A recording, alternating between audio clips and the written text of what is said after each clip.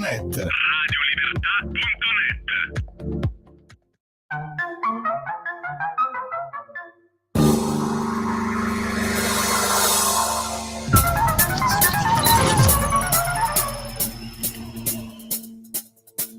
Va ora in onda Zoom, il drive time in mezzo ai fatti con Antonino Danna.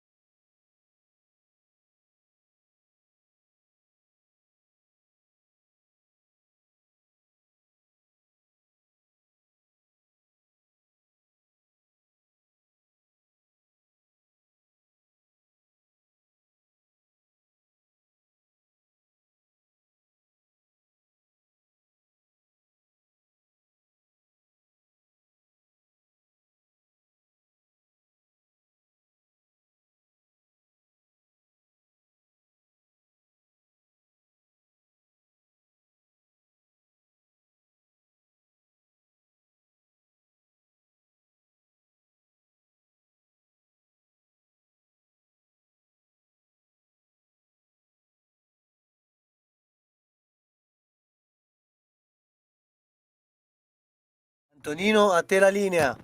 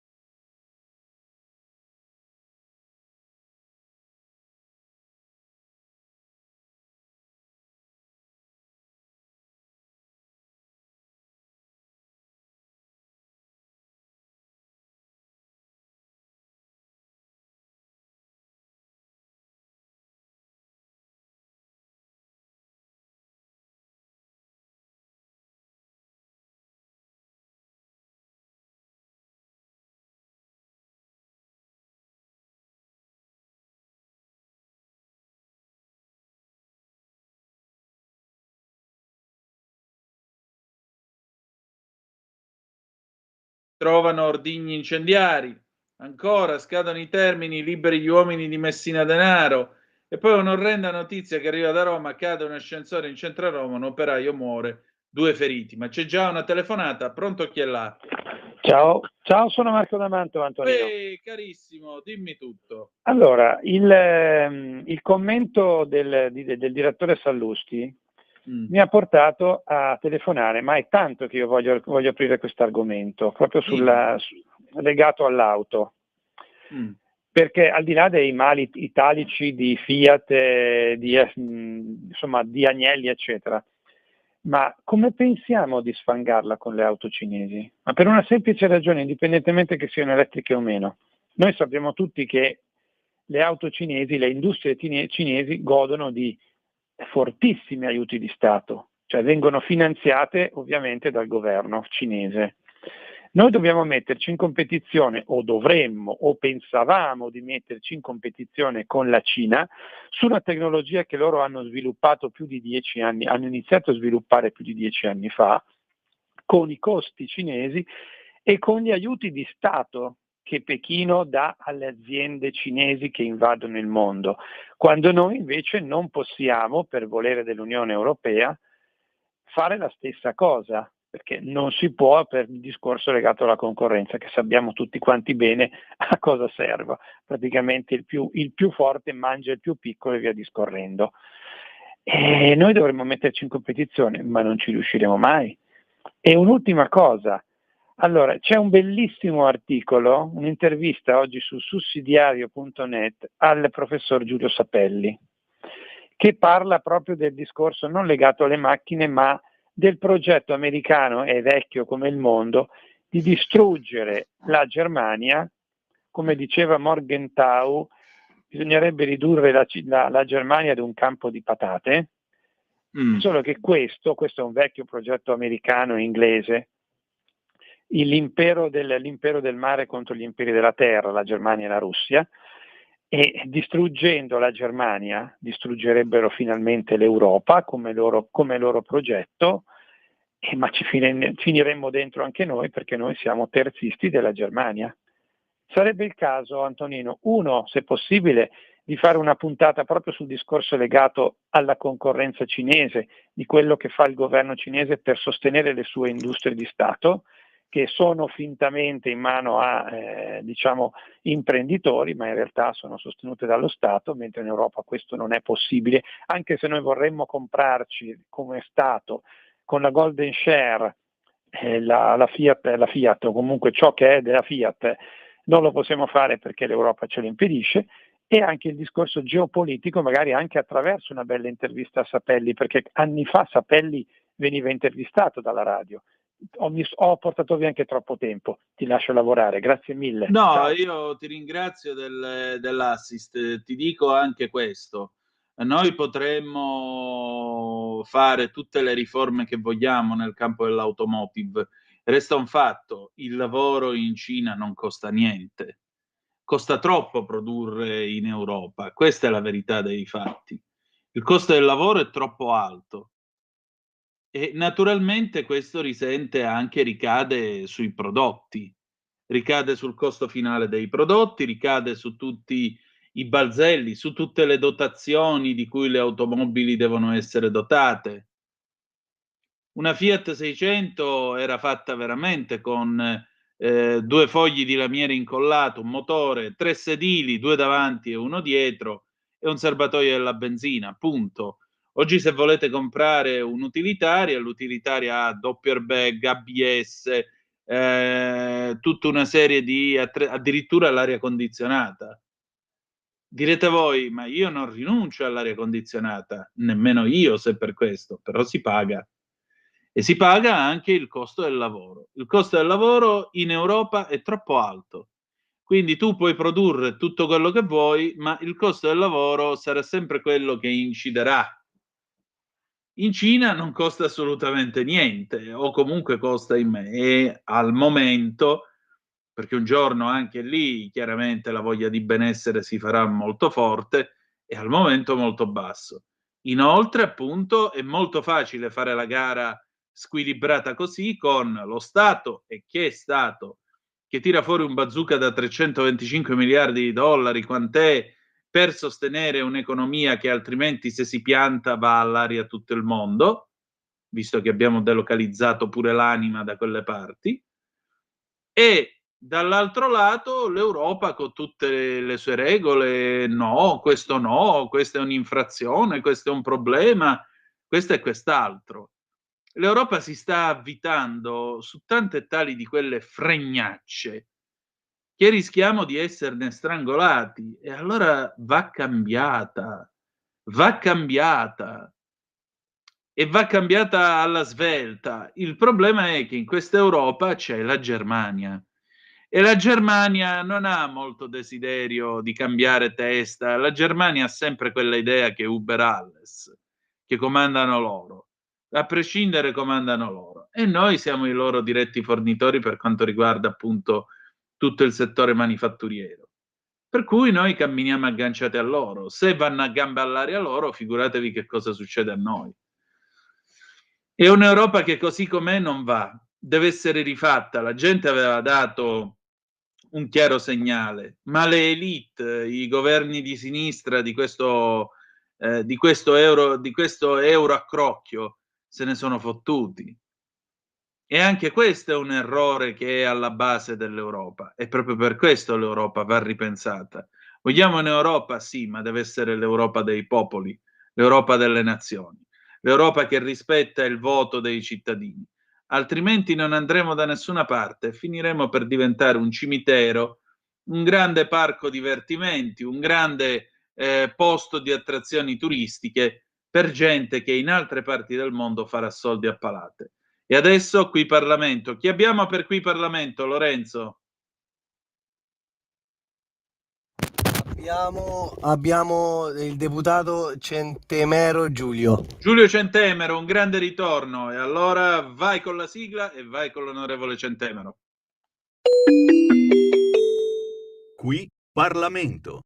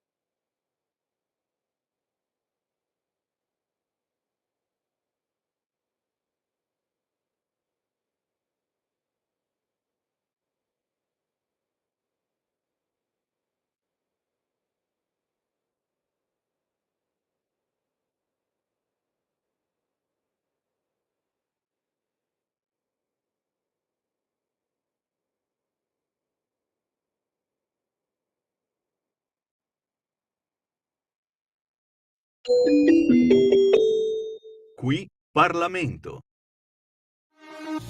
Porta con te ovunque Radio Libertà. Scarica la app per smartphone o tablet dal tuo store o dal sito radiolibertà.net. Cosa aspetti?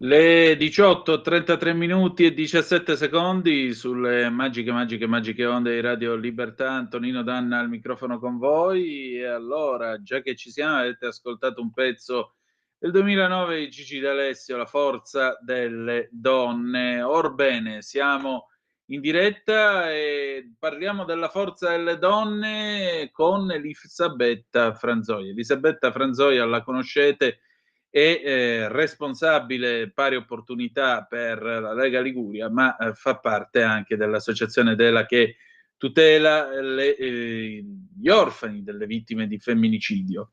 Bene, in questi giorni sono usciti i bandi per le borse di studio per gli orfani delle vittime di femminicidio, ma naturalmente è soltanto una goccia in un mare magnum, e questo mare magnum, a volte tempestoso, ha bisogno di essere raccontato. Ecco allora che cosa ci siamo detti io ed Elisabetta Franzoia. Vai Lorenz! E allora, questa sera io ho il piacere di ritrovare una gradita ospite di questa trasmissione. Lei è Elisabetta Franzoia, la potete vedere sul canale 252, la potete vedere sull'app, la potete vedere sui nostri vari canali Facebook, Twitch, YouTube, noccioline e caramelle, come si suol dire. E in particolare lei, vi ricordo, essere componente dell'associazione EDELA che si occupa delle vittime di femminicidio, e in più è la responsabile del Dipartimento Pari Opportunità per la Lega Liguria, quindi è persona estremamente competente su quello che adesso andremo a raccontarvi. Allora, Elisabetta, in questi giorni tu hai postato un interessante provvedimento di legge che stabilisce l'istituzione di borse di studio per gli orfani di vittime di femminicidio. Ci spieghi un po' com'è che siamo arrivati a questo, per favore? Intanto ben trovata. Grazie, intanto come sempre un ringraziamento a te e alla tua sensibilità, alla Radio Libertà che mi accoglie ogni volta per poi portare delle novità, no? Visto che spesso quando mi chiami in realtà commentiamo un fatto di cronaca che abbiamo visto negli ultimi giorni, qualcuno ha commentato dicendo iniziano a diventare uno al giorno. Ecco, Sì. diciamo che le statistiche dei femminicidi qualche anno fa, quando è stata stilata, era uno ogni 3 giorni, adesso effettivamente io in queste settimane mi stavo domandando forse questa statistica, diciamo, rientrerà in 1 ogni 2 giorni, perché stanno veramente aumentando, forse anche in maniera ancora più violenta, perché hai visto davanti ai figli, no, perché poi quando si arriva a questo atto estremo, nella realtà ci sono state delle ovviamente violenze domestiche molto importanti, no, all'interno di quella famiglia, non è mai, diciamo, un lampo a ciel sereno. Ed è proprio qua che poi rientriamo, e tu sai quanto noi ci battiamo come associazione, ma anche come dipartimento, con l'onorevole Laura Ravetto se ne parla tantissimo, perché il problema non è solo in sé il femminicidio di questa donna che viene brutalmente assassinata dal compagno o dal marito o dall'ex, ma il fatto che esistono delle persone che rimangono e che appunto poi naturalmente, come dire, no, sono subito i figli, che spesso assistono addirittura all'uccisione della mamma. Abbiamo visto questo caso, e mentre te lo dico a le maniche corte mi viene la pelle d'oca, di questi 2 bambini veramente piccoli, 4 e 6 anni, ora adesso non vorrei sbagliare l'età, ma veramente piccolissimi, che hanno telefonato alla zia dicendo: "Mamma è stata uccisa da papà", quindi hanno assistito interamente al delitto, per cui tu immagina cosa potrà rimanere, no, negli occhi di questi bambini. Forse qualcosa prima era stato, passami il termine, ovattato anche dalla stessa madre, perché spesso accade questo, cercano di non far vedere realmente agli altri componenti della famiglia, a parenti o a figli, quello che stanno subendo, ma in quel caso lì ne hanno veramente, no, cioè sono i testimoni. Quindi perché è importante parlare di loro e occuparci di quelli che poi diventano gli orfani di femminicidio? Perché si parla tanto di ovviamente di questa brutalità, e poi a un certo punto, Tonino, ce lo siam sempre detto, no, in qualche modo si chiudono i riflettori e in realtà un po' si va a spegnere e diventa statistica, che io non amo mai questa cosa qua. Ci siamo detti più volte.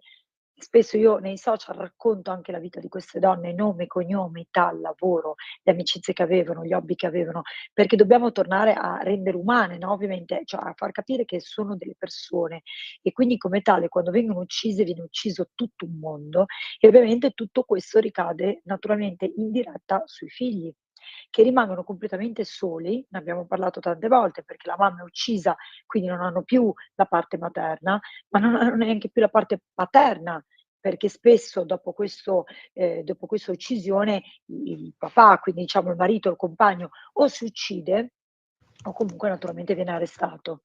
Quindi di fatto questi bambini o questi ragazzini o questi ragazzi o questi uomini, perché poi veramente ce n'è di ogni età, ma si parla normalmente di ragazzi o bambini, perché è l'età in cui ovviamente c'è ancora il nucleo familiare, no, esistente all'interno magari della stessa abitazione e quindi si ritrovano veramente soli. Cioè loro ti dicono in un paio di minuti, no, abbiam già detto in 18 coltellate, in 3 martellate, cioè la loro vita è completamente stravolta. Da avere comunque, se non pur la famiglia del Mulino Bianco, ma un nucleo familiare, sono ovviamente soli. Per arrivare a bomba a quello che mi hai detto, c'è stato una delibera del Comitato della solidarietà proprio per le vittime, sia diciamo mafiose o vittime di appunto, diciamo femminicidi, ma in realtà qui si parla di violenze, forti nazionali e internazionali, quindi rientrano le violenze domestiche. E quindi c'è questa possibilità dall'8 marzo, poi che questa data vedi che in qualche modo ha un'eco abbastanza importante, e quindi questa, parte la delibera dal 31 marzo del 24 e termina questo bando, e questo è importante, il 28 febbraio 2025.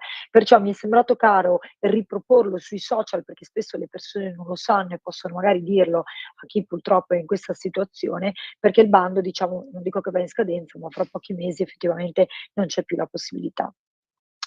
Cosa succede? È un contributo che consiste in un assegno praticamente alle famiglie affidatarie, perché sappiamo che questi Sì, bambini vengono dati a delle famiglie affidatarie, spesso sono i parenti stessi, diciamo, della vittima, il sorella o fratello.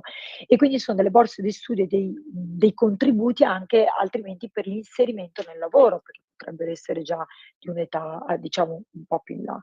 Come si deve fare? Si deve scaricare dal sito del Ministero dell'Interno e poi si compilano questi documenti, quindi l'iscrizione all'anno scolastico in corso, cose che ti vengono chieste, ovviamente il provvedimento dell'affido e anche la sentenza penale, ovviamente di ciò che è avvenuto, perché insomma qualche soldino si dà e deve esserci un protocollo da seguire e ovviamente da controllare. Una volta che viene controllato tutto, la prefettura viene portato alla prefettura dove è residente l'orfano. La prefettura si occupa di, diciamo, veicolarlo appunto al comitato di solidarietà, che andrà a valutare i requisiti di questa domanda e se andrà a vedere che ovviamente ci sono tutti, verrà erogato questi assegni direttamente sul conto corrente.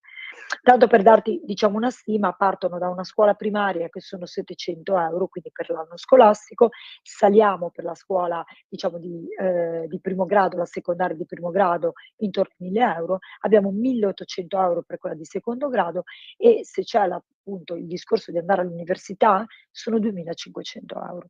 Questo è abbastanza importante perché ovviamente si è capito come naturalmente l'istruzione sia importante. Antonino, ci siamo detti tante di quelle volte, come facciamo a fermarli? Con l'educazione, con la cultura naturalmente e soprattutto per questi ragazzi è importante dargli una vita che comunque sia pressoché uguale agli altri, cioè non devono essere penalizzati anche economicamente, quindi interrotti nei loro studi.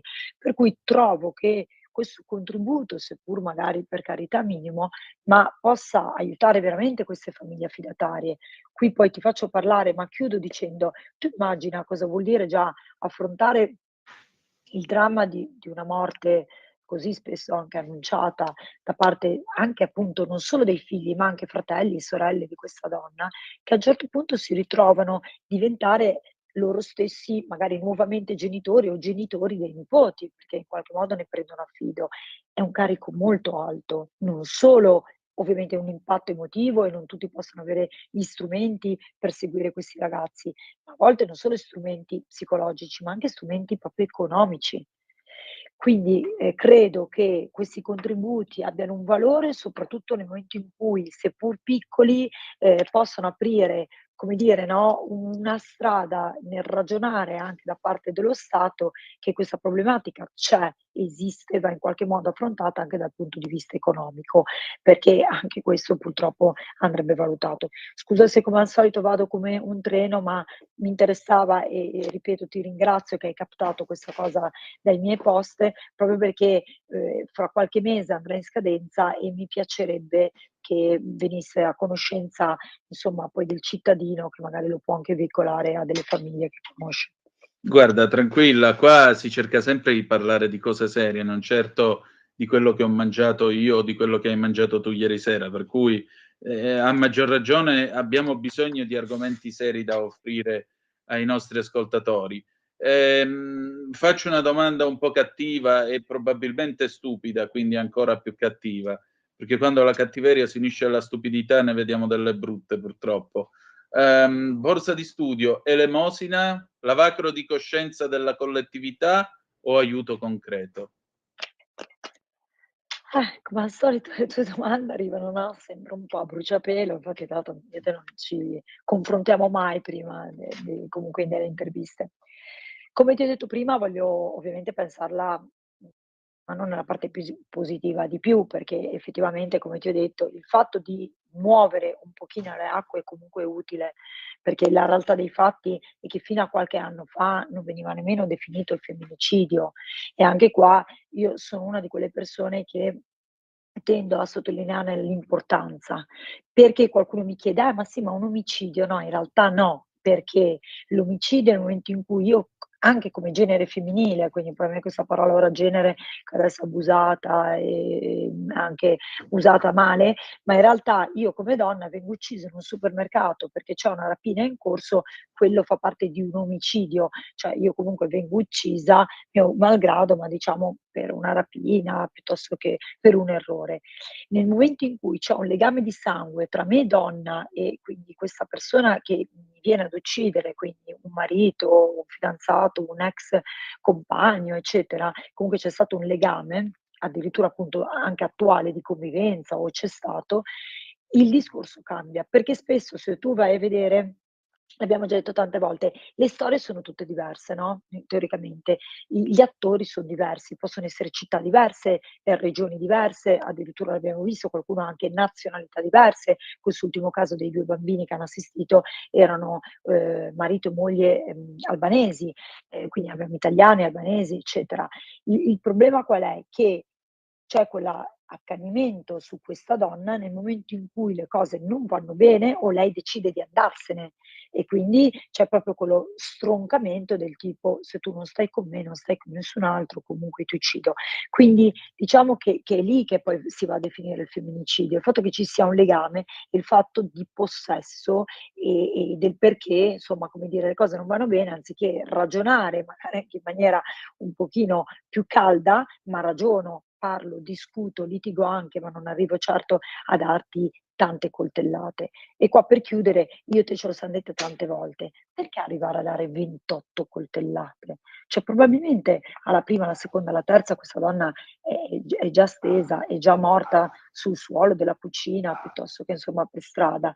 In realtà si continua, perché c'è proprio questa distruzione di quella donna. E nella parola distruzione è quella che viene ovviamente direttamente collegata alla parola femminicidio, perché nel momento in cui vengo ucciso in un incidente stradale o in una famosa rapina, non c'è quell'intento di distruggere me in quanto donna, in quanto ex convivente, rimango implicata in una situazione così di rapina.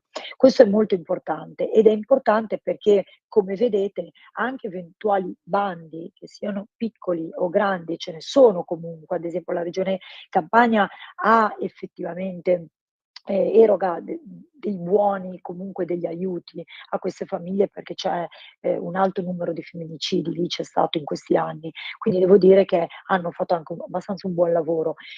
Però deve essere definito, e qua te l'ho detto prima, ci vuole una sentenza penale della violenza che ovviamente è avvenuta. Quindi un conto è io perdo, come dire, la vita e lascio 2 figli, ma vengo uccisa da un balordo, un ladro, i miei figli non arriveranno a questo bando. Invece deve essere definito proprio con la sentenza penale che c'è stato questo famoso femminicidio. Per arrivare un po' alla tua domanda che è difficile, non ci giro intorno, ma è ovvio che ce ne vorrebbero molto di più, perché se uno va a vedere la vita di questi ragazzi ce ne vogliono molti di più. F spesso ti racconto la storia di questi nonni campani, napoletani, e spesso 2 persone veramente splendide che a me hanno cambiato la vita, mi hanno insegnato a essere forte e felice anche, perché io credo che 2 genitori che affrontano la morte così traumatica di una figlia e che lascia poi per loro una grande eredità, ma 2 bambini all'epoca piccolissimi, perché avevano veramente 17, 18 mesi, l'altro 3 anni, quindi potete immaginare una roba terribile, e loro se li stanno crescendo con non solo ovviamente con tanto amore, poi come possono fare i nonni, ma anche con una grande responsabilità, anche forse con un grande timore per il futuro, perché seppur giovani son comunque nonni. E Certo, spesso loro 2 mi elencano i problemi che hanno, ci elencano, eccetera, le difficoltà che hanno ad arrivare a questi bandi e soprattutto, ad esempio, il tenere tutte le spese elencate, perché giustamente non devono fare i commercialisti, non devono assumere qualcuno che tenga il registro di questi conti, che a volte sono anche conti piccoli.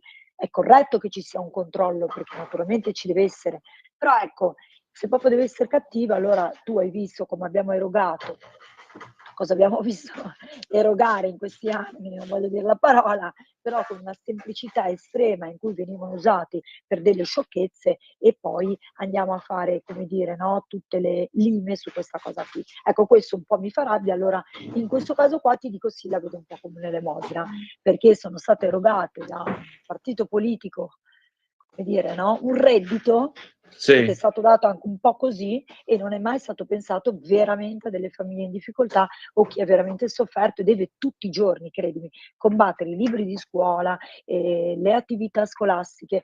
Una cosa che mi fece così molto impressione, questa nonna mi disse: siamo rientrati in questo, diciamo, gruppo in cui naturalmente noi spingiamo questi bambini, no, a avere attività sportiva, perché lo sport sappiamo è sano, è giusto, li tira anche fuori da certe situazioni, quindi li fai anche stare insieme agli altri. Certamente ci sono da comprare le tute, seguirli, portarle alle cose di pallone che magari sono dall'altra parte della città. Quindi non è tutto così facile. Quindi in questo senso ti devo dire a volte sembrano un po' delle elemosine, perché in realtà servono molte più cose. È anche vero che, come ti ho detto, da qualche parte bisogna iniziare. Tu mi conosci abbastanza bene, credo di essere abbastanza una guerriera e penso che le guerre vadano anche vinte con determinazione e si deve partire da qualche cosa. Queste cose qui, anche solo il fatto che siamo qua oggi a parlarne e chi ci sta ascoltando a riflettere, probabilmente smuove qualche cosa. Quindi io mi auguro negli anni, in realtà lo sai, di non parlarne più. Cioè che tu possa non invitarmi più e mi inventerò da raccontarti altre cose, perché non ci saranno più femminicidi, non ci saranno più queste emergenze, perché ormai sono tali. Altrimenti, poiché non è una cosa credo così veloce da risolvere, ecco che ci sia veramente una mano sul cuore, e l'hai detto tu, da parte di ognuno di noi, da parte delle istituzioni, perché e scusa se dico una cosa grave, ma l'ho già dette tante volte nelle tue trasmissioni. Ecco, io una cosa che vorrei vedere, e questa non è elemosina, ma quando succede una cosa così, anziché arrivare tutti con telecamere, eccetera, arrivare qualcuno che vada ad aiutare veramente questi familiari e figli a pulire la casa. E mi fermo perché sai già cosa se no ti racconto. Quindi nel momento in cui sappiamo che succede questa cosa qua e nessuno interviene, cioè a parte ora vabbè, è ovvio che le forze dell'ordine devono andare a raccogliere i dati per arrivare alle indagini e per insomma arrivare a un dunque, però non possiamo lasciare poi le famiglie a pulir casa. Eh Ecco, beh, bisogna tornare a essere un po' umani. Poi l'altra cosa, tu mi chiedi spesso cosa c'è da fare per provare a chiudere.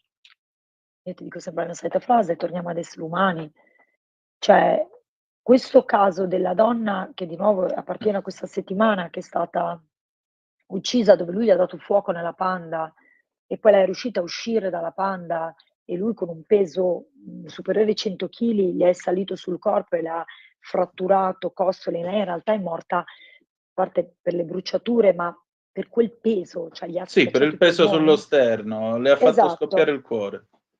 Esatto. Allora io lì, mi conosci, mi son posta delle domande. Intanto chi ha fatto il video, io continuo a dire: "Porca la miseria", capisco che è il timore di andare contro qualcuno che è pazzo, ma tu prova a urlargli: "Basta, cosa fai?" Cioè a interrompere quel O contatto, piuttosto no, chiama proprio i fisico. carabinieri anziché fare i Esattamente, filmati, che non sei Federico esattamente. Fellini, non ne abbiamo bisogno. Esatto, quindi ecco, questo mi chiedo, come ovviamente tu sai come per me sia importante non dar mai la colpa, è come quando viene violentata una ragazza, al suo abito, al suo rossetto, al locale dove era, perché altrimenti rendiamo la vittima di nuovo vittima e non va bene. Ecco, però io una domanda me la faccio come sempre. Qualcuno c'era intorno a questa donna. Quando dicono che proprio la figlia ha detto che si è confidata a settembre, quindi non tanti mesi fa, 1 mese fa, quindi lei probabilmente sentiva, cioè, la paura reale. Si è confidata addirittura con la figlia, forse con un'amica, dicendo: "Mi ammazzerà". Ecco, io lì mi chiedo e dico: probabilmente non arriviamo mai a credere a queste persone. Pensiamo sempre che sia la paura del momento, ma forse c'è del vero. Ecco, lì ce lo siam dette tante volte, forse io non dico di diventar degli eroi e andare a fare il poliziotto e a picchiare questo, perché non è la violenza che risolve la violenza, ma magari tendere un braccio a questa donna sì, un aiuto a questa donna sì, un ascolto a questa donna sì, accompagnarla, far le denunce. Scusa che come sempre mi vengono in mente tante cose e non ti faccio parlare. Vorrei dire una cosa, perché qualcuno in questo caso diceva: "No, questo lei andò a denunciare, ma i familiari del marito andavano a togliere la denuncia, cioè a raccontare che questa fosse un po' una pazza". Ecco, lì vorrei dire, prendiamo seriamente anche nel caso, le forze dell'ordine che son spettacolari, ma probabilmente in questi paesini vengono infraintese un po' forse le situazioni perché si conoscono.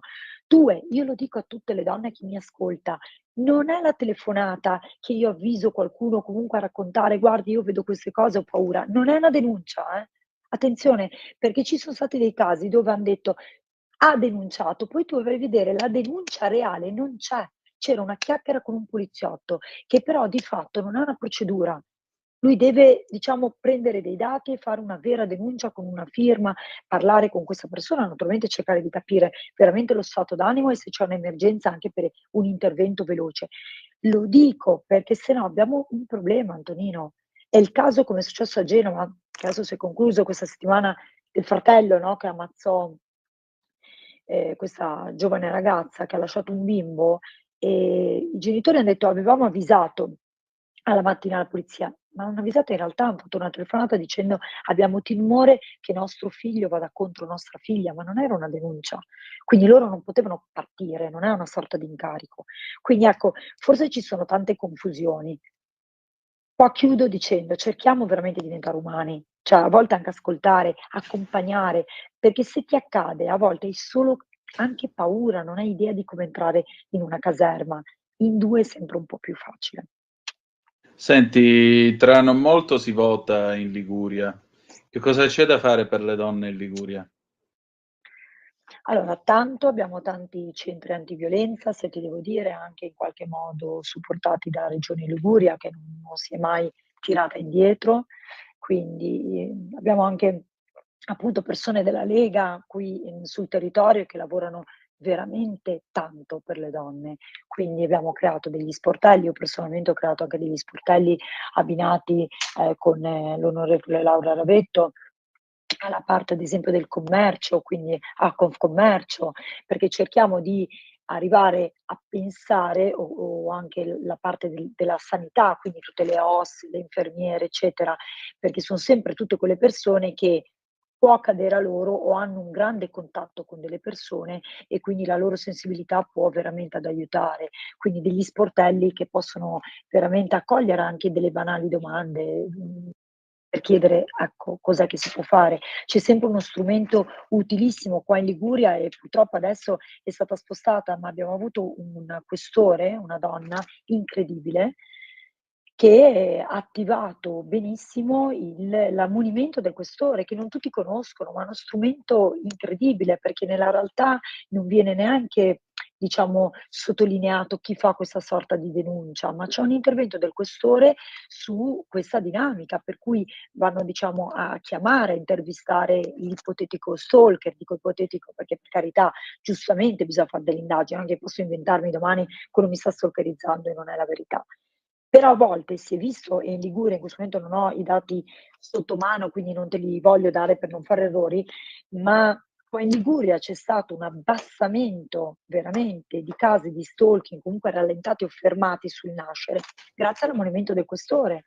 Quindi ci sono degli strumenti per cui usiamoli o diciamoli agli altri, perché queste donne devono avere la possibilità veramente di sentirsi abbracciati. Io quando dico questa parola qua, di nuovo mi viene un po' la pelle d'oca perché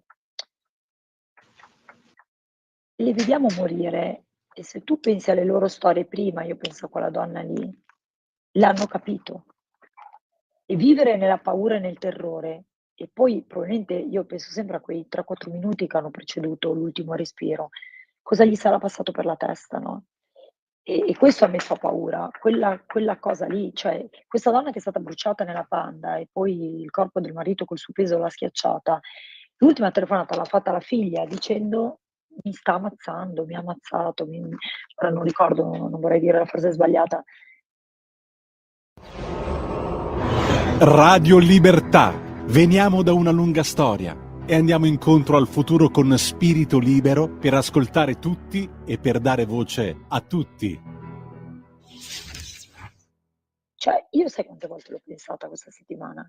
Cioè, la forza di una donna che saluta per l'ultima volta la figlia, o forse, non lo so, le annuncia, quindi dà anche un peso se vuoi, non so, ma di sentire l'ultima volta la voce di tua figlia e dirgli: "Sto morendo". Guarda che è terribile, perché l'ha capito fino alla fine. Lei ha avuto la forza di uscire da una macchina in fiamme, quindi con delle bruciature importanti, quindi magari sarebbe morta comunque, ma tu immagina la forza che ha avuto. Io dico è la forza delle donne, è la forza delle mamme che fino alla fine pensano al figlio, no, e quindi, se noi pensiamo a questo, per ritornare alla tua domanda, beh, non lo vedo come una elemosina, la vedo comunque come dire a questi ragazzi: "Non ci siamo dimenticati di voi". Perché ricordati che loro hanno bisogno di tante cose. Chiedono una cosa alle istituzioni, lo dicono sempre: "Non rendeteci invisibili". È già successo con mamma, che magari non è stata aiutata, ma non rendete anche noi degli orfani invisibili. Quindi qualsiasi tipo di contributo è utile. Poi il 25 di ottobre saremo a Milano, proprio per una charity, per riuscire a raccogliere dei fondi per poter aiutare in maniera privata, perché dove non arriva lo Stato proviamo anche a arrivarci noi come brave persone, e dove non arriviamo noi arriva lo Stato. Deve esserci una collaborazione. Io devo dire che Matteo Salvini è sempre stato molto vicino a queste cose qua, lo dico sinceramente. Tutte le volte che ne abbiamo parlato è sempre stato veramente molto comprensivo, probabilmente spaventato, perché da buon papà si rende conto che è un problema enorme, però devo dire che abbiamo un partito, Antonino, che comunque non si è mai, spaventato nel scendere in campo. Laura Ravetto è una persona che veramente lotta e ci crede contro la violenza sulle donne, È vero. e quindi lo dico non per carineria nei loro confronti, ma proprio perché veramente vi posso dire che c'è un lavoro che poi a volte emerge poco, ma forse se emergono queste cose qua dai bandi è perché negli anni abbiamo, no, qualche spallata l'abbiamo data e se ripeto, seppur piccole cifre, ma abbiamo mosso qualche cosa. Quindi, quando io dico ai cittadini: va creduto un po' anche nella politica, no, perché vanno passati i problemi e qualche cosa si smuove. Sicuramente, ecco, fa ridere perché abbiamo avuto dei redditi di cittadinanza che hanno fatto votare delle persone invece di pensare che poi, sono necessari dei contributi alle famiglie reali, non per poi andare a mangiare la pizza in compagnia. Scusa poi mi viene un po' la rabbia in queste cose qua. No, figurati, è un invito di concretezza che facciamo nostro. Senti, la domanda del bravo intervistatore, la domanda finale, cosa farai domani? Domani intanto vorrei aprire la settimana senza ricevere in direct, in Messenger casi, perché ormai tutte le persone sanno così che li commento, li metto e quindi ecco, sono sincera, vorrei iniziare la settimana senza: "Oddio Eli è successo un altro caso", perché credimi ogni volta che apro qualche link, qualche cosa che magari è stato visto da qualchedun altro, fa sempre un po' paura. Sono però, contenta è la parola sbagliata, però quando vedo questa sensibilità in cui le persone leggono queste cose e non girano la pagina e dicono: "Vabbè, un'altra donna morta", ma inorridiscono e pensano: "Oddio, dobbiamo far qualcosa", ecco, forse l'intento del mio lavoro quotidiano ha un senso, no, insomma deve iniziare da tutti noi. Io lo dico anche a volte a cena con gli amici che dico: "Guardate che per cambiare il mondo", ora sembra una frase da Miss Italia, ma per cambiare il mondo bisogna iniziare a cambiare da noi stessi, dalle cose piccoline, a scuola dai ragazzi, dalle famiglie, iniziare a spiegare a questi ragazzi che dire delle parolacce a delle ragazzine non va bene, che veramente, non so come dire, l'idea di queste violenze sessuali di gruppo, ne abbiam parlato tanto, dove stiamo andando, Antonino? Cioè qui vediamo dei branchi, e solo la parola dovrebbe inorridire, di ragazzini che li dovresti vedere in branco a giocare a pallone, in branco a lottare contro la cattiveria, cioè a gruppo, ma nella Certo. positività, nel gioco, non certo per aggredire una ragazzina e violentarla. Ecco, io vorrei iniziare la settimana così, vorrei iniziare a vedere piccoli cambiamenti, piccole elemosine che però vanno verso un mondo diverso. E per il resto, veramente una settimana nuova per noi qua in Liguria, è un'altra settimana di corsa, quindi sosteniamo ovviamente Bucci, che in questo momento è il nostro sindaco, ma lo vogliamo come presidente della regione, perché è un uomo che ha veramente cambiato la città, è un uomo dei fatti, e a noi piacciono le persone che fanno, non che parlano, e lui ha un programma veramente, diciamo, su un ventaglio di 4, 5 punti molto importanti che vanno a cambiare. Ha cambiato la città, può far tanta differenza sulla regione, su una regione che è meravigliosa, ma non solo per il suo mare e per le sue città, ma è meravigliosa perché è fatta di persone che per definizione forse sono un po' chiuse, un po' rudi, ma stanno sul territorio a combattere. Questo lo vediamo quando purtroppo avvengono delle alluvioni, no? Guardavo le foto in questi giorni di qualche alluvione, proprio in questo periodo di qualche anno fa, e la gente si rimbocca le maniche e spala il fango. Questo sa fare in un ligure, si rimbocca le maniche. Quindi noi vogliamo una regione che rimanga come è stata in questi ultimi anni, comunque di crescita, di veramente, Bucci dice sempre in queste serate che fa in questo tempo, io condivido il voto che andremo a fare a fine mese, è un voto che nella realtà deciderà per i prossimi 25 anni. Un voto lasciato all'altra parte vorrà dire tornare indietro di 25 anni o bloccare anche tutto quello che è stato fatto in questi anni, perché purtroppo loro sono quelli del partito del no, no alla Gronda, no a questo, no a Sì. quell'altro. Noi abbiamo la grande fortuna di avere l'onorevole Edoardo Rixi, quindi che tutti conoscono, è nostro, è genovese, ligure. Lui si sta veramente facendo in 4 per noi, quindi anche l'idea di votare da un'altra parte bloccherebbe tutto quello che lui ha lottato e sta lottando e porterà per cambiare delle cose. Chiudo, lo sanno tutti, il ponte Morandi, il ponte di Genova, un ponte che noi genovesi chiamavamo di Brooklyn perché Sì. ricordava un po', no, la struttura.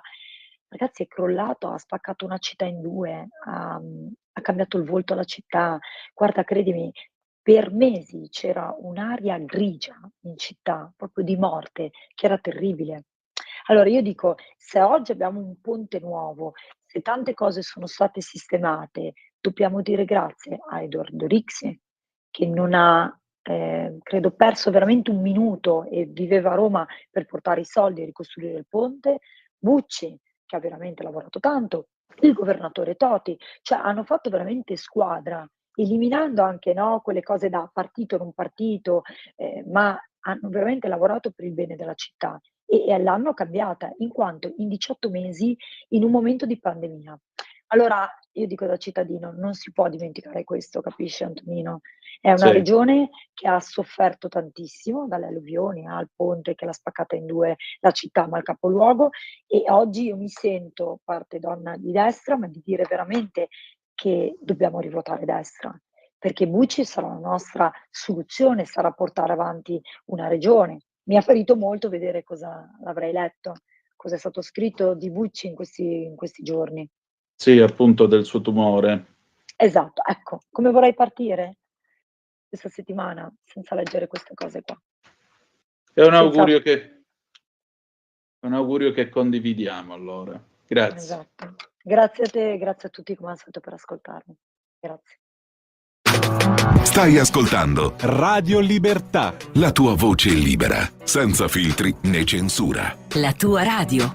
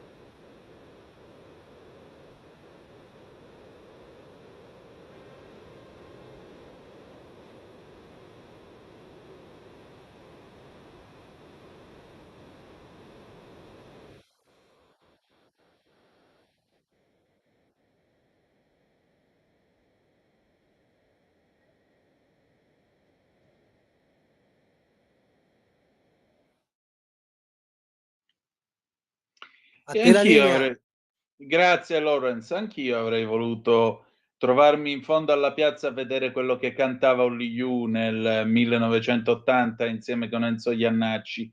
Le 19:12 minuti e stasera qui a Zoom, il drive time in mezzo ai fatti, introduciamo una nuova rubrica. E già, lunedì eravamo sguarniti e, diciamo così, il rimescolamento del palinsesto ha fatto sì che Carla De Bernardi passasse dalla rassegna stampa, che da oggi viene condotta da Sammy Varin, a cui naturalmente formuliamo il nostro in bocca al lupo e buon lavoro. Questa rubrica passa con noi. Chi è? È la grande città di Carla De Bernardi, che stasera ci parla delle metropolitane automatiche di Milano, la nascita dell'M4 e dell'M5, voluta da Sala e non solo. Lawrence, quando sei pronto vai pure con la sigla e ascoltiamo questa conversazione con Carla De Bernardi. Va ora in onda La grande città con Carla De Bernardi. Si può vivere anche a Milano, nel cuore della città. C'è tanta gente in giro per le strade, c'è tanta elettricità, sia tutto portata di mano. Non si scappa dalla realtà. Alle 4 del mattino Milano diventa un posto molto strano. Allora, da questa sera io ho il piacere di ospitare a Zoom una collega che voi conoscete, insomma, prima il suo orario era all'interno della rassegna stampa. Questa collega è Carla De Bernardi, che è una scrittrice appassionata, una fotografa più che competente, e lei ha sempre amato la città di Milano, che ha raccontato sia come amica del cimitero monumentale con La piccola città, e ora anche col suo ultimo libro La grande città, e quindi sono passeggiate all'interno di questa città, di questa metropoli. È un libro letteralmente fatto coi piedi, lo diciamo non per offendere, ma perché Carla De Bernardi, grazie a Dio, ha ancora la buona abitudine di consumare le suole, quindi lei si muove all'interno della città e racconta tutti gli angoli più nascosti, più particolari, più reconditi di Milano. Quindi quando i libri sono fatti coi piedi in questo senso vanno benissimo, perché aiutano il lettore a muoversi nella città.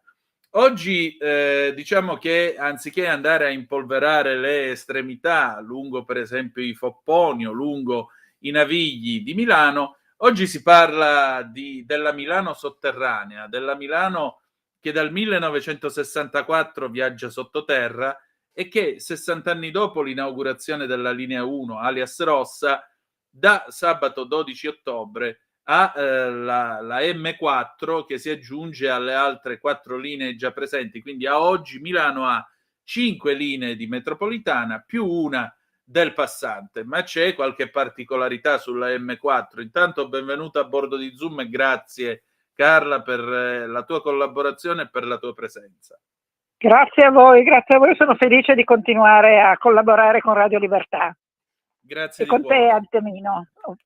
Questo passaggio da Cainarca a te sicuramente come dirti, non è una diminuzione, ecco. I 200 euro per questa frase sono sotto il lavandino in bagno, ma detto ciò, ok. Ecco, detto ciò, appunto, M4 ed M5, peraltro le due metropolitane automatiche di Milano. Ammetto di avere anch'io questa cosa un po' puerile, però quando posso mi siedo davanti a guardare la ferrovia che mi viene incontro, lo confesso.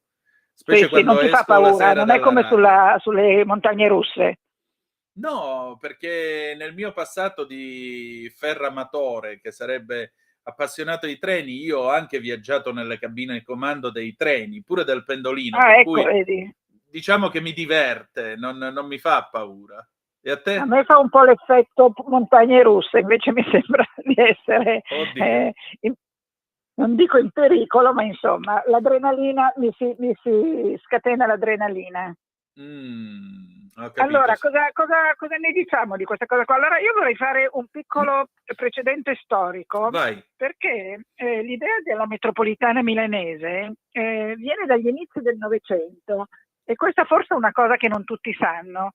perché all'inizio del Novecento un tale ingegnere, ti senti? Sì, perfettamente. Ti sto Ok, ascoltando. Baldassarre Borioli Sarre era messo in mente di fare delle linee suburbane, 8 linee per l'esattezza, disposte a raggiera, che partivano dal Duomo e poi venivano collegate a una cintura ferroviaria più esterna che Sì. circondava la città d'Anello. Quindi il Duomo era il centro, poi 8 linee suburbane e questa linea ferroviaria periferica. Nel frattempo c'è stato un altro tale Evaristo Stefani, a cui è dedicato un viale a Greco, Sì. che voleva collegare invece Milano con Monza con una ferrovia sotterranea, e un altro ancora che si chiamava Carlo Broggi voleva collegare Loreto a San Cristoforo. Guarda un po'. Un altro ancora che si chiamava Minorini, ingegner Minorini, voleva spostare i tram sottoterra, quindi vedi che sono delle idee che risalgono addirittura ai primi del Novecento. Il comune allora disse che chiunque poteva presentare un progetto e che sarebbe stato preso in esame, però ovviamente stiamo parlando dei primi anni del Novecento, scoppiò la guerra e tutto fu rimandato. E fu rimandato fino al 1955, quando nacque la Società Metropolitana Milanese. All'epoca il comune ci mise 500 milioni di lire e il resto del conquibus ce lo misero i milanesi, quindi fu un'operazione pubblico-privato. La metropolitana rossa M1 fu disegnata da dei grandi designer, Franco Albini e Franca Elg, che fecero, mi sembra anche, ci fu anche un contributo di Bob Norda, se non sbaglio, che poi fece come si dice, la grafica della linea verde. E loro fecero un lavoro molto bello che ancora adesso è molto attuale. E la Pirelli ci mise tutta una serie, un sacco di materiali, tra cui il pavimento a bolle della metropolitana 1, sai, il pavimento di gomma. E poi partecipò anche a queste cose un tale ingegner Ciribini, che io non so chi sia, ma che preferisco citare perché ci sono delle persone che non vengono mai citate, vengono sempre citate soltanto le più famose, quindi pare che ci fosse anche un ingegner Ciribini. La metropolitana 1 aveva una bellissima grafica, una bellissima, tutto quello che riguardava appunto l'immagine, no? E l'arredo. Io mi chiedo invece, l'arredo della M4, chi l'ha fatto? Perché non viene mai fuori, io l'ho cercato sul web, ma non viene mai fuori un progettista inteso come grafica, designer e immagine coordinata. Non so se tu ne sai qualcosa. Io non ho trovato nemmeno questa io lo informazione. confesso. Ecco, quello che ci tengo a dire, l'ho detto anche oggi su Facebook, è che la metropolitana 4 e la 5 sono il frutto della progettazione strategica di queste due linee che fece il bravo Giorgio Goggi, che era l'assessore ai trasporti e alla mobilità di Albertini, il quale fu lui a decidere che era utile fare queste due nuove linee metropolitane, la 4 e la 5. Il motivo per cui la 4 viene dopo la 5, che è stata inaugurata, che è la Lilla, no? Che è stata inaugurata qualche anno fa, è un fatto finanziario, cioè a un certo punto non c'erano soldi per finanziare tutte le metropolitane, per cui credo che venne finanziata per prima una metropolitana di Roma e poi quello che rimase di fondi non bastava per fare la 5, la 4, scusami, e quindi venne scelto di fare la 5, che è quella che poi arriva al Monumentale, che tu sai che il Monumentale, per buffo che sia dirlo, è praticamente casa mia. La prima metro, la rossa, venne inaugurata nel 64, come dicevi tu, sindaco era Bucalossi all'epoca, e anche quella aveva 21 fermate, ha 21 fermate come ce le ha la blu. La blu secondo me è un'ottima cosa perché veramente mette in comunicazione Linate con San Cristoforo, e questo progetto proprio Goggi l'aveva pensato per farlo passare dove nella circonvallazione milanese interna, proprio per sgravarla dal traffico, no? E quindi strategicamente aveva proprio questa ambizione. Poi non so, alterne vicende, perché poi a Albertini sappiamo che subentrò la Moratti, poi arrivò Pisapia e poi è arrivato Sala, e questi tre sindaci hanno poi realizzato la 4 e la 5. Però io credo che ricordare chi ha avuto l'idea strategica, e quindi Giorgio Goggi, mi sembra una buona cosa. Io sono molto amica di Giorgio e poi a me piace riconoscere alle persone i loro meriti. Io mi sarei aspettata di vedere Giorgio all'inaugurazione, perché essendo il papà della M4 e della M5 mi sarei aspettata di vederlo lì, ma questo lo dico senza nessuna vis polemica, ovviamente. E quindi adesso abbiamo questa nuova metropolitana che pare che alleggerirà di moltissimo il traffico. Quello che io mi chiedo, Antonino, è potenziare i mezzi pubblici aumentando il biglietto, come sta succedendo da qualche anno, non è una buona idea. Cioè, se vuoi potenziare i mezzi pubblici, tu devi anche fare in modo che il biglietto non sia un costo elevato, perché 2 persone che decidono di venire a Milano durante il weekend, o magari una famiglia con 2 figli adolescenti e deve fare 4 biglietti, spende un sacco di soldi. A Infatti. volte se vengono in macchina gli conviene pagare l'area C, che lo sai che diventerà anche nel weekend. Facevo i conti con mia sorella e dice una famiglia di 4 persone e gli conviene venire in macchina, perché la metropolitana per 4 persone andare e tornare alla fine è più onerosa di un'area C, a meno di correre come dei pazzi per stare dentro i 90 minuti. Ma capisci che uno che viene magari a Milano da, che ne so, dall'Interland piuttosto che dalle città limitrofe e vuole farsi una bella giornata a Milano, non può sfruttare il biglietto entro 90 minuti, quindi si deve comprare i biglietti per sé e per i figli, e diventa una cosa costosa. Detto questo, a Milano abbiamo anche un problema di linee di superficie. Io ieri, per esempio, ti dico cosa mi è successo. Sì. Al mattino dovevo prendere il 10 e c'era un'attesa di 30 più. 30 più vuol dire più di 30 minuti, vuol dire che proprio non passava. Il perché non te lo so dire, ma a quel punto ho dovuto ingegnarmi a raggiungere il Monumentale in un altro modo.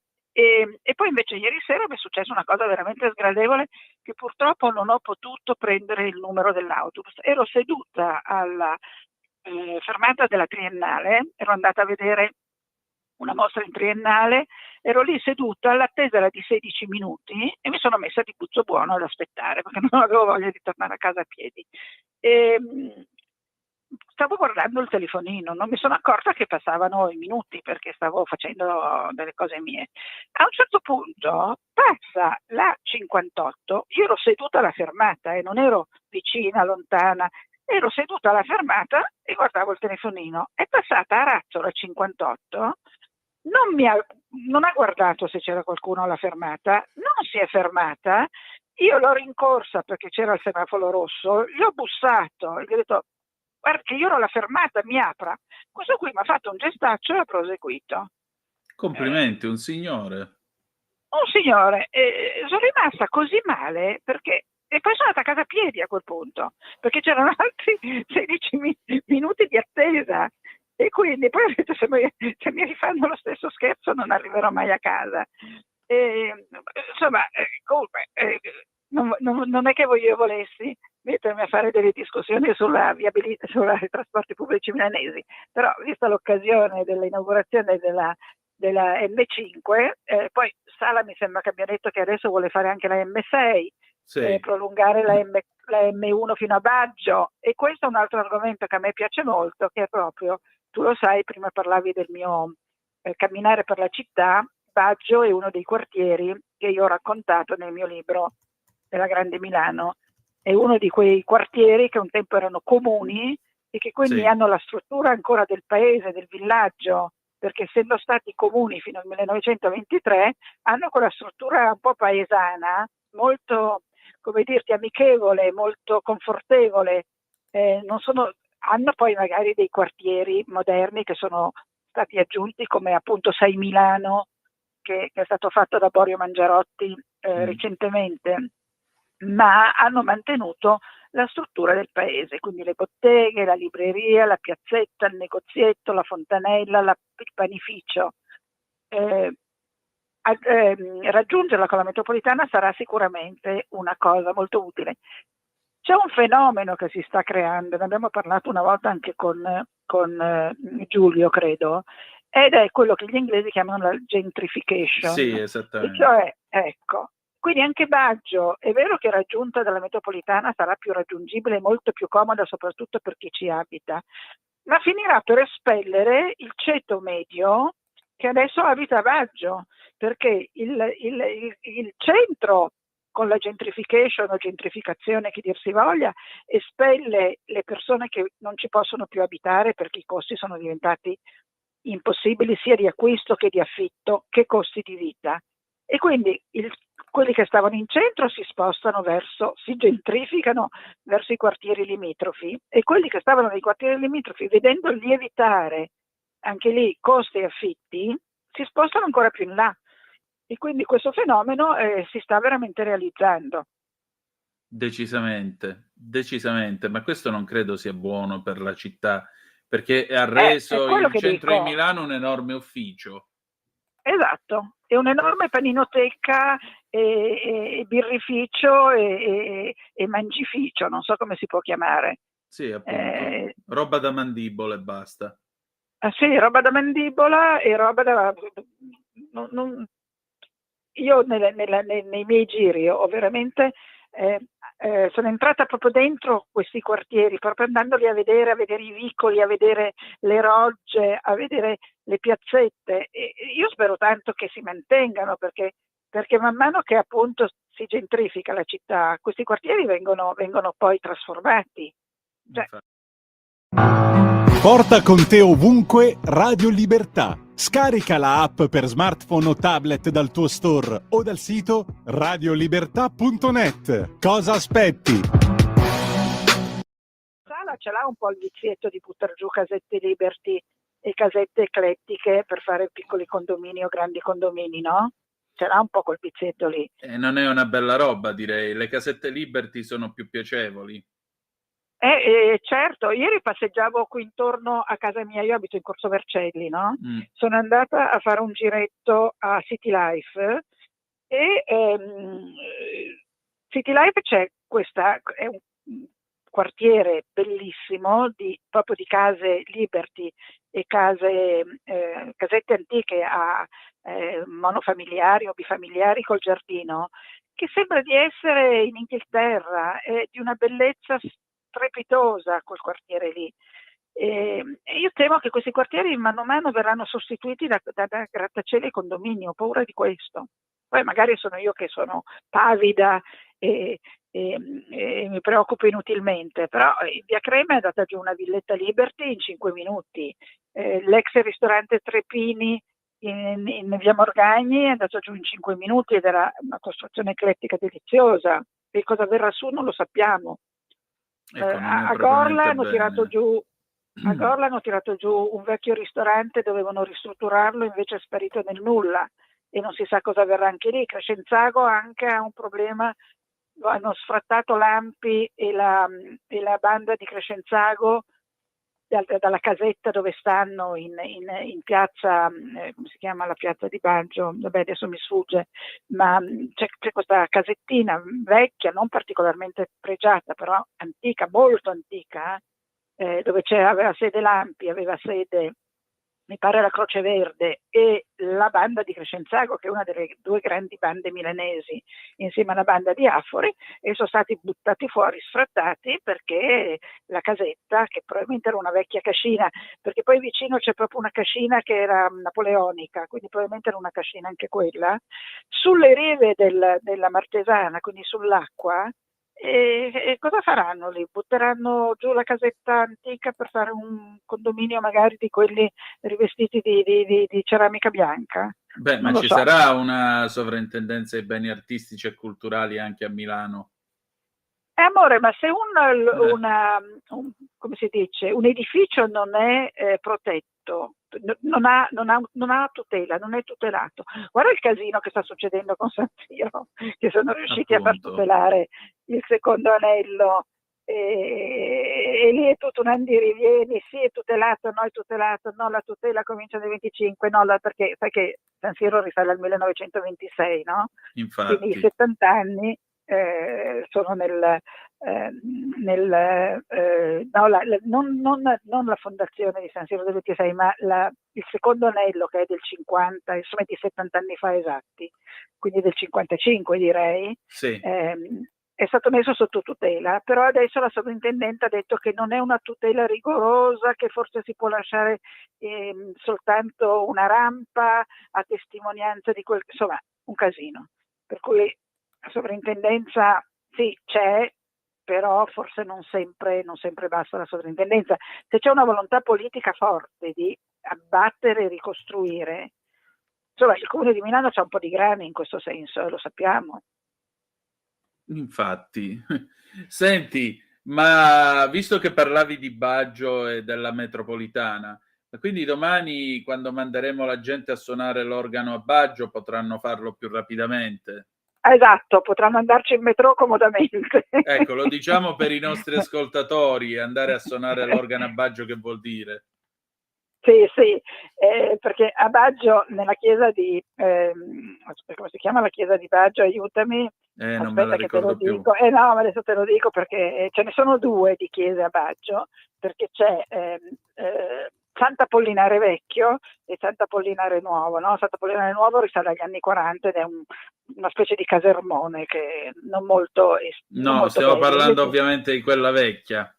Quella vecchia, Sant'Apollinare Vecchio, che ha un campanile che è stata ricostruita. A un certo punto Sant'Apollinare Vecchio doveva appunto essere riaperta e ricostruita, perché è stata un po' ricostruita mattone per mattone e era stata fatta una colletta, adesso non ti so dire come erano stati raccolti i soldi, e alla fine dei lavori non c'erano più soldi per l'organo, mentre la cittadinanza, perché appunto essendo un paese erano proprio i cittadini di Baggio, si aspettavano l'organo perché avevano versato dei soldi, adesso non so se dirti se in forma di lotteria o di comprare, insomma comunque avevano finanziato l'organo e per l'organo non c'erano più soldi. E allora per non scontentarli per l'inaugurazione è stato dipinto l'organo sulla parete della chiesa. E quindi vai a suonare l'organo a Baggio, significa levati dai piedi perché l'organo a Baggio non c'era, poi è stato fatto in realtà, però a quel momento lì l'organo non c'era e quindi era un modo di levarsi le persone di torno. Esattamente.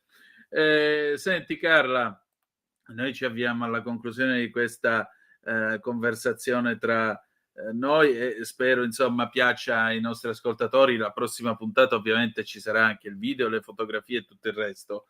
Ma, esatto. Diciamo così, Milano d'autunno. L'altro giorno guardavo Milano sotto la pioggia e mi sono ricordato di una vecchia conversazione avuta una volta in un taxi. Dice: Milano di sera quando piove è bellissima. E a te Milano di sera quando piove che cosa suscita? Guarda, a me Milano di sera piace tantissimo e mi è sempre piaciuto, io non ho la macchina e poi sono single, quindi non ho una persona che mi accompagna, mi è sempre piaciuto, non so se vado a teatro, al cinema o a casa di amici, tornare a casa a piedi. E adesso però comincio a non avere più quella serenità che avevo un tempo, perché con quello che si sente, una vecchietta come me in giro da sola alle 11 o a mezzanotte non è più tanto sicura come situazione, però mi è sempre piaciuto tantissimo Milano di notte, quando è deserta, quando è silenziosa. Poi Milano, sai, ci ho scritto 2 libri perché la amo, e quindi se la amo comunque con la pioggia, con la neve. Un po' meno quando fa quel caldo terrificante che tira sul caldo dall'asfalto, e lì ne approfitto per buttar lì un'altra delle mie tematiche preferite. Se si riaprissero i Navigli, altro progetto che sta a cuore a Giorgio Goggi, oltre che all'associazione Riaprire i Navigli, si toglierebbe moltissimo di quella cappa di calore, perché la riapertura della cerchia interna dei Navigli avrebbe tutta una serie di ricadute climatiche e ambientali e toglierebbe la cappa di calore che certe volte a Milano d'estate, io ci ho passato l'agosto a Milano e mi capita spesso di stare a Milano d'agosto e ci sono delle giornate che si fa fatica, è vero, perché il caldo è pesante, però insomma Milano mi piace sempre, io trovo che Milano sia bellissima poi, sì. Chi dice che Milano è brutta è perché non la conosce, secondo me. Milano ha una sua bellezza nascosta e ci vuole orecchie e cuore per poterla Ma individuare. non solo, sai Antonino, non solo nascosta, ci sono degli discorsi di Milano che ti levano il fiato. Sì, Perché poi si pensa, quando si pensa a Milano si pensa al centro storico, che è bellissimo e ha dei monumenti strepitosi, ma Milano è bella dappertutto, poi Milano è circondata dal verde, chi dice che Milano non è verde, di nuovo non conosce Milano, perché Milano è attorniata da parchi verdi, io li ho fatti tutti a piedi, il cammin cammina, mi sono resa conto di quanto verde c'è a Milano. Un parco più certo. bello dell'altro, a partire dal parco di Trenno, il parco Lambro, il parco Nord, ehm, una meraviglia. Il parco delle cave. E allora lasciamoci con questa bella immagine di parchi e ci ritroviamo il 21 di ottobre prossimo allora. Grazie. Grazie a te. Il 21 di ottobre sentiamoci per fare la registrazione, perché io devo partire, devo andare in Va Liguria e bene, quindi dobbiamo... questo a margine di quello che stanno ascoltando gli ascoltatori. Ah, ok. Avete ascoltato La Grande Città con Carla De Bernardi. E la gente che vive, che lavora, che si diverte, che respira in mezz'ora da Piazza del Duomo, arrivi dove vuoi. Alle 4 del mattino Milano diventa un posto molto strano.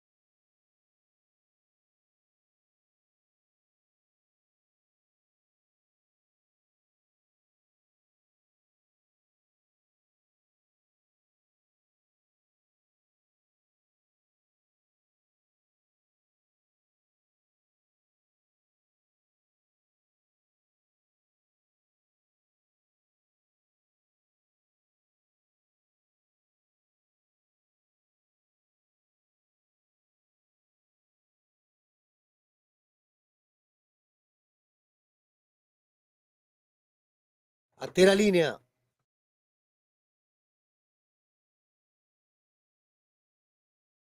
Douglas con Dr. Sorders, gli ordini del dottore, non quello di affari tuoi, ma il dottore nel senso di medico, che insomma telefonava, ed era una vicenda dalla quale l'anno dopo Paolo Limiti avrebbe narrato una vicenda affine con Buonasera dottore, con la ruffianissima voce di Claudia Mori.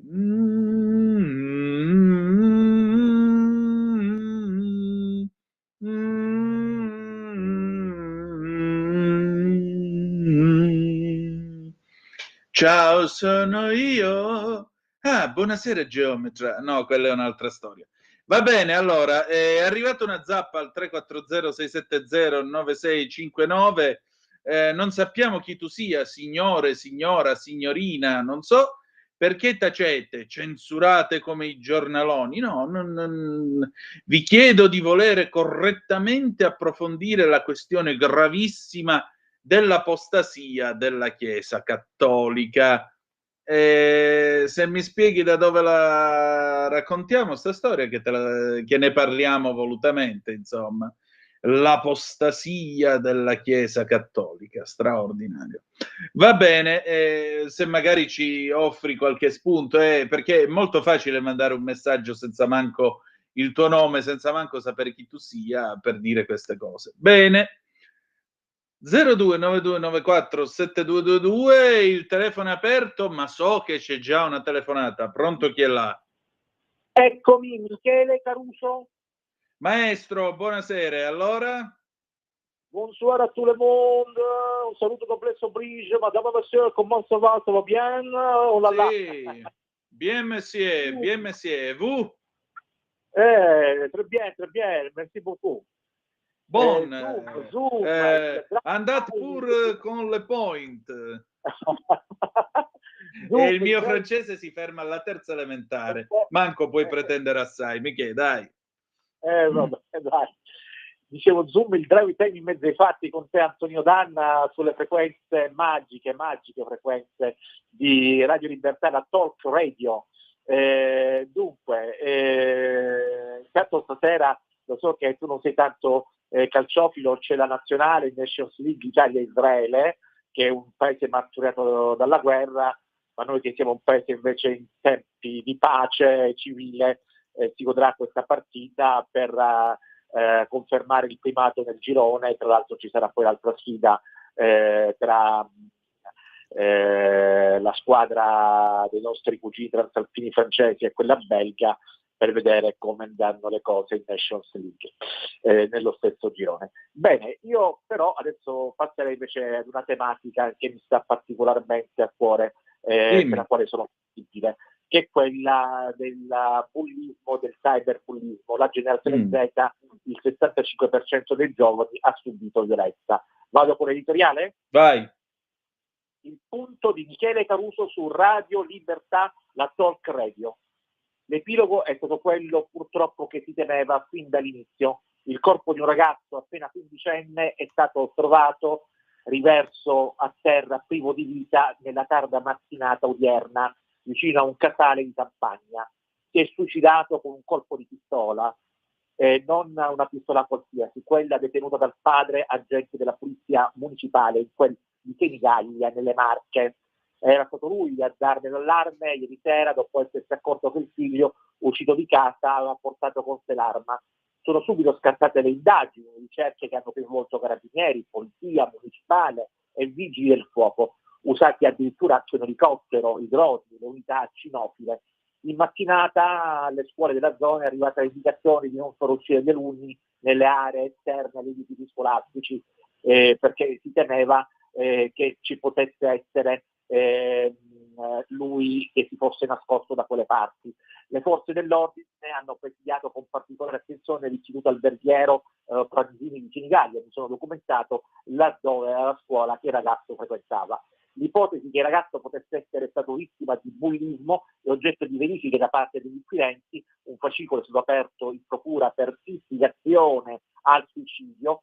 Quello che si sa finora che il quindicenne aveva cambiato scuola quest'anno, non è invece dato sapere, e dunque è stato confermato, che avesse avuto una lite col padre, con cui abitava. I conoscenti della famiglia in paese parlano di una situazione di normalità, non erano note condizioni di disagio del ragazzo in famiglia, e invece aveva cambiato scuola perché veniva endemicamente bullizzato. Leonardo subiva atti di bullismo, veniva preso in giro per la sua obesità, gli venivano proferite frasi volgari e pesanti: brutto piccione di Mavrici, palla di lardo, che schifo. Di questo si era confidato con i tutori, e così lamenta la madre, tanto che la notte scorsa, attorno a un'ora molto tarda, erano in corso ricerche. La madre aveva presentato denuncia proprio ai carabinieri, indicando anche i nomi dei ragazzini che lo deridevano con frasi pesantemente volgari, ingiuriose, per il suo aspetto fisico dovuto ad un peso elevato. A precisarlo è il legale della famiglia del giovane, che spiega: la famiglia di Leonardo era affiatata, il dialogo con Leonardo c'era, non voleva più andare a scuola, ormai non ce la faceva più a sopportare il bullismo a cui era soggetto, di cui era vittima, e i genitori ne avrebbero presto parlato con la preside della scuola, spiegandole la motivazione per la quale non andava più, e cioè il bullismo. Ecco, è una problematica molto importante, l'obesità è una questione molto delicata che va trattata, va curata. Che cosa ne pensi, Antonino? Da Michele Caruso, grazie e buona serata. Michele, che dire di più? Sfondi una porta aperta con uno che se l'è sentite dire di tutti i colori. Non tutti hanno la possibilità di sopportare, non tutti hanno la possibilità di tirare avanti, e molto spesso si resta soli, molto spesso queste cose comunque segnano per il resto della vita. Purtroppo, sai, a 14-15 anni si è capaci di dire delle cattiverie infami. Peraltro non che i 50-60 anni attuali siano da meno, perché io quando leggo certe cose che arrivano nel nostro WhatsApp, ti assicuro che mi verrebbe solo voglia di alzarmi, andarli a cercare a casa e dargliele col bastone qua dietro la nuca, così un colpo secco e ci liberiamo di un po' di gente dal resto del mondo, perché davanti alla violenza, la violenza di certe espressioni, uno dice: ma questa gente che vita ha? Che valori ha? In che cosa crede? Che razza di giornate ha la gente che usa una violenza infame nelle parole, nel modo che ha di porgersi?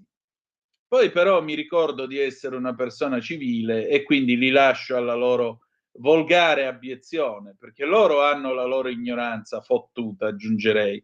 Io ho la mia cultura, ed era quello che diceva anche Pierpaolo Pasolini, di chi nell'Italia degli anni 60 lo derideva e lo aveva reso quasi uno zimbello.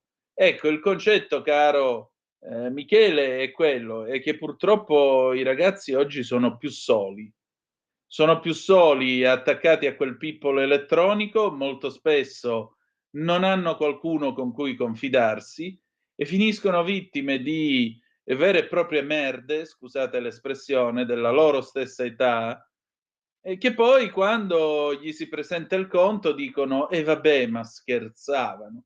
Hanno sempre genitori che li difendono, sempre, sempre, sempre. Uccidono, fanno, dicono, c'è sempre un padre, una madre che va davanti al televisore, va davanti alle telecamere e dice: no, ma mio figlio è un bravo ragazzo, mio figlio è già pentito, mio figlio ha fatto una cazzata. Ecco, tu che lo difendi sei peggio di lui. Ecco tutto. Bene, con questo noi abbiamo finito, vi ringrazio, ci si risente domani alle 18.05 trattabili sulle magiche onde di Radio Libertà. La canzone con cui ci salutiamo è del 1982, è andata anche al Festival di Sanremo di quell'anno, e sì, è Claudia Mori e Adriano Celentano, e non succederà più. Speriamo, speriamo. Grazie per essere stati con noi e ricordate che malgrado tutto, the best is yet to come, il meglio deve ancora venire. Vi ha parlato Antonino Danna. Buonasera. Avete ascoltato Zoom, il drive time in mezzo ai fatti.